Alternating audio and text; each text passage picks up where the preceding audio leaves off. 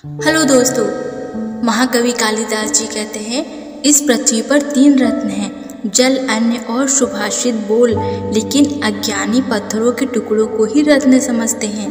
जिस व्यक्ति की आंखें दर्द कर रही हैं उसे बहुत सुंदर दीप शिखा भी अच्छी नहीं लगती है।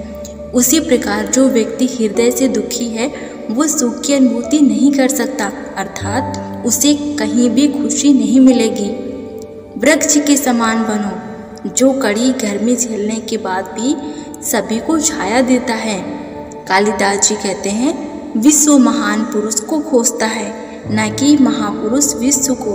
हंस पानी मिले दूध में से दूध पी लेता है और पानी छोड़ देता है। फल आने पर पेड़ झुक जाते हैं, वर्षा के समय बादल झुक जाते हैं। संपत्ति आने पर सज्जन लोग विनम्र हो जाते हैं। परोपकारियों का स्वभाव ऐसा ही है।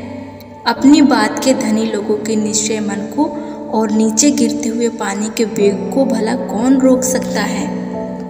महाकवि कालिदास जी कहते हैं विपत्ति में पड़े हुए पुरुषों की पीड़ा हर लेना ही सत्य पुरुषों की संपत्ति का सच्चा फल है। संपत्ति पाकर भी मनुष्य अगर विपत्तिग्रस्त लोगों की काम न आया तो वह संपत्ति किस काम की। गुण से ही व्यक्ति की पहचान होती है।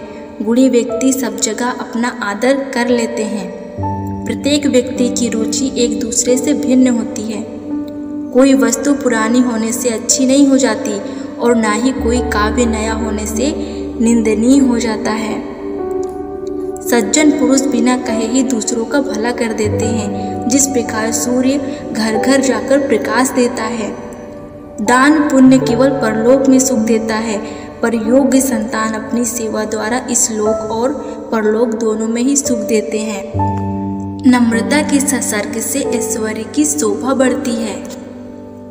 महाकवि कालिदास जी कहते हैं जो तुमने निंदायुक्त वचनों को उत्तम मानकर जो यहाँ कहा है उनसे कोई कार्य तो सिद्ध हुआ ही नहीं, केवल तुम्हारे स्वरूप का स्पष्टीकरण हो गया है। जिस प्रकार बड़ा छेद हो या छोटा छेद हो नाव को डुबो देता है, उसी तरह दुष्ट व्यक्ति की दुष्टता उसे बर्बाद कर देती है।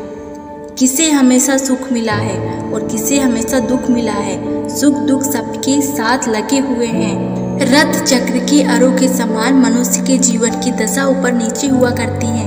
कभी दिन बढ़े तो कभी रात बड़ी होती है। विद्वानों की संगति से मूर्ख भी विद्वान बन जाता है। जैसे निर्मली के बीज से मटमैला पानी स्वच्छ हो जाता है। काम की समाप्ति यदि संतोषजनक से हो तो परिश्रम की थकान याद नहीं रहती। जल आग की गर्मी से गर्म हो जाता है, पर वास्तव में उसका स्वभाव तो ठंडा ही होता है। महाकवि कालिदास जी कहते हैं दुख में अपने स्वजनों को देखते ही दुख उसी प्रकार बढ़ जाता है जैसे रुकी वस्तु को बाहर निकालने के लिए बड़ा द्वार मिल जाए। जिसने इंद्रियों पर विजय पा ली है उसके मन में विध्वंतकार वस्तुएं थोड़ा भी क्षोभ उत्पन्न नहीं कर सकती।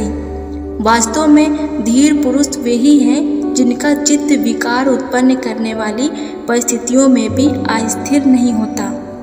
जिस प्रकार जब सूरज निकलता है तब लालिमा युक्त होता है और जब अस्त होता है तो भी लालिमा युक्त होता है, इसी प्रकार महान पुरुष की सुख और दुख में एकरूपता रखते हैं। मन को विचलित करने वाली कितनी भी परिस्थितियां क्यों ना हो, पर एक धैर्यवान पुरुष कभी भी विचलित नहीं होता।